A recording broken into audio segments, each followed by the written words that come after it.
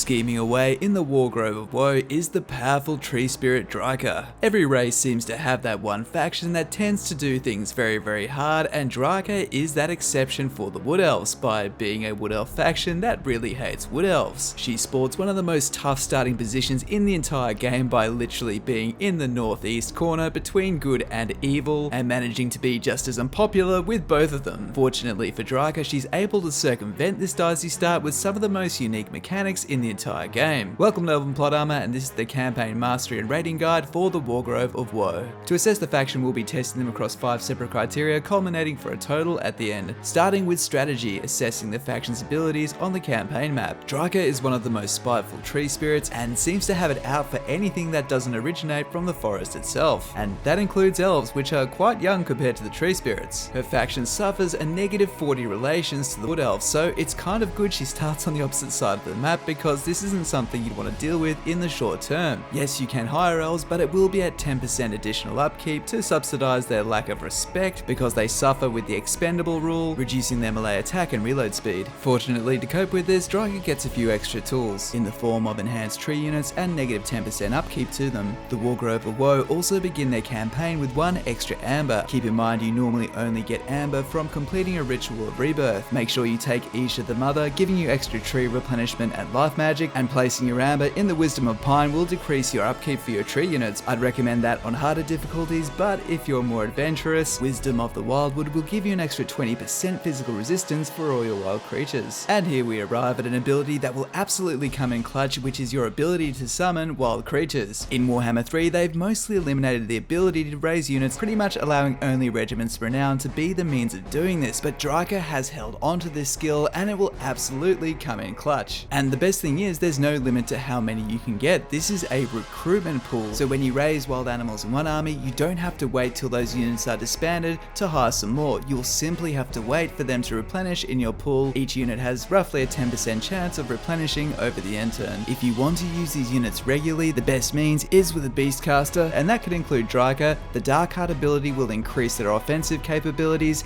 and Scent of Blood will give them Frenzy. Even still, I'd always recommend having a handful in your back pocket to raise if there's ever a crisis. Outside of that, strategically, the building chains really are simplified for Drycha, and her armies enjoy a lot of mobility, the ability to underpass, and can deep root all around the map, which will definitely come into use very soon. The Wood Elf strengths plus some additional tools grant Drycha 4 stars in strategy. Just a quick reminder guys, if you are enjoying the video, please consider liking and subscribing, it really helps out. Ask any question in the comments, I answer everything, and if you'd like to talk strategy, feel free to join the Discord. Cheers.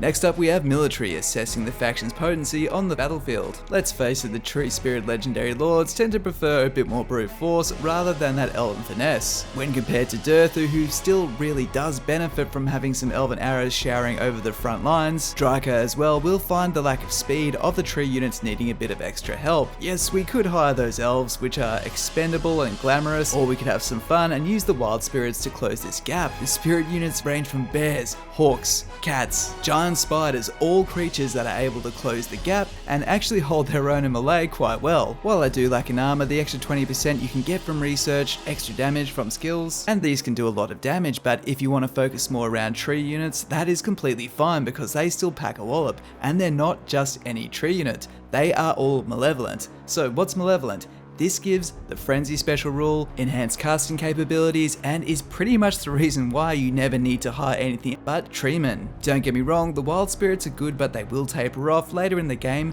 but as a crisis unit they are invaluable, but the core of your army will be malevolent tree units. In the early stages I would still recommend having at least 2 to maybe even 6 Glade Guard in the army just to shower the enemy with extra arrows. There's still some strategic advantage to that, and it might be worth paying that extra 10% upkeep. That said, this is just a choice. You don't get Way Watchers with this faction, so you will be increasingly inclined to stick with tree units. Drycha's faction can still hire Way Stalkers and Captains, and they still work quite well. I would actually keep them on foot, keeping that expendable theme in check, but they don't get Spell Singers, and this also means they lose the Elven Laws of Magic of High and Dark, but they're not really missing much because the Malevolent branch rates allow them to get the full laws of Life, Beast, and Shadow Magic, already the 3 strongest laws for the Wood Elves. While regular branch race can only get a handful of spells, you're allowed to go from the beginning all the way to the advanced spells of your chosen school. Each Law of Magic also grants a unique skill, the most notable being Life, which gives the unit regeneration and increased replenishment. The Wood Elf's best Lord choice also gets a makeover in the Malevolent form with the Malevolent Ancient Treeman, gaining all the aforementioned melee buffs, as well as the full Law of Life, Beast or Shadow alongside a unique skill. Again, the Life skill gives replenishment regeneration, but the Beast one bolsters your wild units. The Shadow one just makes Elves suck less, so it's less appealing. I'd recommend the strongest choice is to have the Lord of Life supported with the others. You'll have no problem having branch race to heal and replenish your armies because you can get a boatload of them. They're only a tier 3 hero, and Drycha will give you +3 capacity and let you hire them anywhere. This is just one of the amazing skills that Drycha has on her personal line. Another thing helping her close the gap is her ability to summon Dryads mid-battle. This is very helpful to cast over the other side of the battle to tie up those archers that are littering arrows into you. In terms of distributing her skills, the blue campaign line is nowhere near as appealing, particularly on the harder difficulties because you will need to fight so much. I would really recommend on doubling down on everything tree related, getting those Dryads treekin leveled up and benefiting from these skills. You can choose to prioritize her magic, but keep in mind you will be able to get many branch rates in your army to do this magical role, so keep that in mind. Definitely get those spells, just decide whether you can cover them another way in the early stages. Drycha's quest item gives her lower casting on Occam's Mindraise, allowing her to punch back in duels. This will also bring the legendary hero Coador into your armies. I'll also mention here that using the officers to reduce upkeep and boost important units can be really helpful in the early game. If you didn't already have enough faith in your Malevolent Tree Spirits, they also get the aspects. This is one of 3 potential upgrades, but if you're ever unsure, just go for melee defense, but when you're getting a handle of things, you can use them to refuse charges or become flankers in their own right. These aspects compound with the already impressive stat boost that Drycha bestows on her tree units, making them very effective at terror routing units in the early stages, and if you're ever in trouble, you can instantly call on backup from the wild, giving them 4 3/4 stars in military. Next we have Geography, measuring the faction's placement and ability to traverse it. And this is where things start to get a bit pear-shaped for Drycha. She is surrounded by hostiles and has no natural borders or geographic advantage. You are in the open plains and surrounded by humans which can traverse these quite freely, and most of them absolutely hate you. The outer perimeter from here will introduce you to more humans who also hate you, and the forces of darkness coming in from the north. Either way, it's not a great place to be. Fortunately, this isn't all disaster. You still do have the underroot systems, so you can outmaneuver some factions, and you have the deeproot system to take you to different forests, so you can purely play defensive, and that's what you need to do here. Other than your economic buildings, I highly recommend building the garrison building to make your main trees much more sturdy. You can try and hold the heathland on the outside to help recruit additional Dryads, or even offer construction reduction and growth to that main tree, because your initial goal should be to get this powered up and your Ritual of Rebirth completed. Ideally, it would be nice to hold the heathlands yourself or have an ally do it, but you're not going to find any allies around here anytime soon, and don't be surprised if anything you take does fall. The best bet you can have is to either hold or just simply raise, and even just raise when someone tries to recolonize the holding to make sure it stays empty, because you still gain tree health when there's nothing there. This strategy is effective because naturally you will have tons of enemies coming to you. Building up the garrison prepares the tree for when you are less able to guard it when you move on to greener pastures, and you might need to raise a garrison for the threats that still lurk there, but they will gain a 15% reduction to upkeep. By the time you gain the ritual and complete it,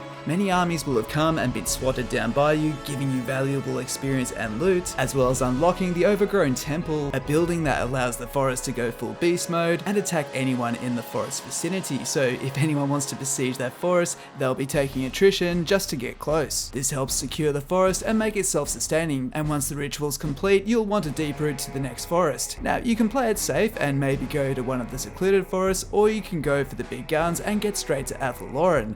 I know taking those trees off the other wood elves is going to be very challenging, but here's the thing, completing a ritual halves the cooldown between deeproots, meaning that you can do one and then a secondary army only 5 turns later. Send Drycha through the deeproot system into Athalloran on the land of one of the minor factions and leave her in ambush stance. 5 turns later, send a second army there and channel both of them to take the forest. They'll often be defensive allies, and attacking one might mean attacking the other, but you should be able to handle them. Capture the forest from the other minor faction and you now have 3 forests under your control, control, and your economy will start to boom very soon. If you push for this properly, you can obtain this by turn 30 without too much trouble. If this all sounds a bit too daring, you can always capture a second forest elsewhere and build yourself up that way. Whichever way you cut it, this pretty much starts off as a war against everyone in those early stages. It truly is a game of survival, building up your defenses and economy so you can leave it unattended to expand. Thankfully, the Wargrove of Woe have all the necessary skills to survive, but this is a dicey start and they get 3 3/4 stars in geography. Next we have diplomacy, measuring the faction's ability to control its engagements, and the Wargrove of Woe really do lack control in these early stages. You might be able to broker some sympathy non-aggression or trade deals with nearby Empire factions. If they're far away and nowhere near the Heathlands, there's no harm in doing this. This is actually a good way to pry money out of these factions because their longevity really isn't much concern to you. Survival is your key concern here, and keeping those Heathlands either in your control or more likely just empty. Since clearing your Heathlands is the priority, make sure you clear away those factions and anyone else that occupies these. Treat any outpost as temporary and don't stray too far from your home because it might not be there when you get back. The difficult diplomacy in this faction comes from the fact that everyone around them hates them and anyone you could buddy up to might not be there 10 turns later. This really is a campaign of all-out aggression, but this doesn't mean it's not worth looking at your diplomacy screen to see who can sign non-aggression pacts, and remember you gain a lot of resources from your economic buildings. Trade will make you money, don't ignore it. You really lack money in these early stages. While I wouldn't go towards the vampires anyway, if you do, wait until you've done your Ritual of Rebirth. The Overgrown Temple of Erith Kyle grants immunity to all vampiric attrition faction-wide. Your best bet is often joining other people's wars to make some extra cash but also endear them to you, maybe signing a non-aggression pact in an attempt to close off at least one front diplomatically. Yes, Drycha really struggles to make friends in Total War Warhammer, and her only real ally is in the form of a hero she can unlock, the ancient treeman Cordell. A being so ancient it makes Herb look young, whom she serves as his herald. It's quite likely a lot of Drycha's distaste for younger creatures like elves came from him, and Drycha is vehemently opposed to really having anything to do with elves. If you want any elven forests, you're going to have to take them by force. They can't be confederated through quests or the old-fashioned way of positive relations. The only one she can confederate is Durthu, and this can be done by both ways, but you can save a lot of money by getting the Oak of Ages and leveling it up to tier 2. This will mean declaring war on Orion, but you should be able to survive it. Make sure you gift Durthu so he doesn't turn on you during the process. Now you can finish off Orion, or you could even make him your vassal if you want to have some fun. Regardless, this will count as you owning the settlement and won't inhibit you from winning the campaign. Fortunately, forest encounters and the research options will allow you to improve your crappy diplomatic situation, and despite all this, Drycha really isn't first on many people's hit list, but she has limited confederations, a dicey start, and gets 3 stars in diplomacy. Finally, we have economy, measuring the faction's wealth and prosperity, and you start the campaign with a single forest, and that has to last you a really long time. Trying to venture out and capture more Heathlands would normally seem beneficial, especially to try and grow your tree faster, but holding onto them can be a completely different story. Getting extra tradable resources would be nice, but you don't have too many friends to trade them to anyway. Fortunately, if you do build a Heathland and want to recruit Dryads from there, this outpost also gives extra wealth for raising nearby settlements. The fact that building that creates Dryads also increases nearby raise revenue is actually quite noteworthy. Drycha's army of juiced up Dryads really do punch up, and they cost next to nothing, yet you can really inflate them. Being able to snap your fingers and call wild units into your army saves toting around extra units and inflating your upkeep. This also means if you need to raise a Crisis Lord, you can raise a couple of Dryads as well as snap your fingers and quickly generate half a stack of monsters. Again, this saves additional funds on upkeep from having additional armies babysit your goods. Make sure you keep your eyes open for any caravans coming past. Those Cathay caravans will give you a nice kickstart of money, particularly useful for building up the main settlement in your forest. Once the growth starts rolling, it will continue to roll, but those early stages really can hurt.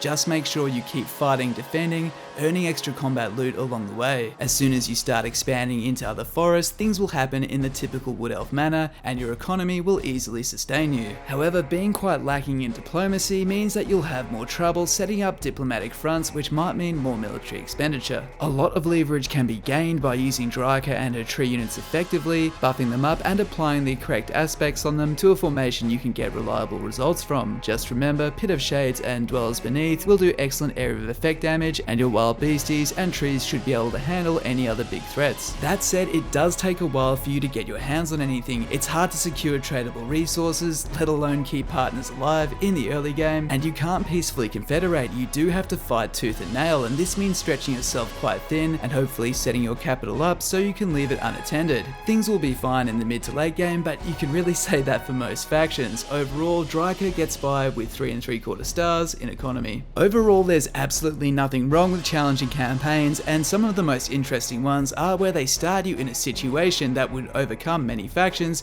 but you get given a handful of tools that not only help you overcome the issues, but also make you play in a unique way. The malevolent tree units really are a lot of fun, and being able to summon from the wild and treat elves like fodder is a fantastic playstyle. This is an excellent campaign, really fun, and if you haven't tried Drycha, I strongly recommend you do. Despite this dicey start, poor positioning, bad diplomatic skills, what she is good at, she's very good at, and she gets 77% overall. And that's it for this video. Thank you so much for watching. If you have found it interesting, please consider liking and subscribing. It all helps out. Any questions? I answer everything. Discord and Patreon in the description. This is Elven Plot Armor. Thanks for watching, and I'll see you next time.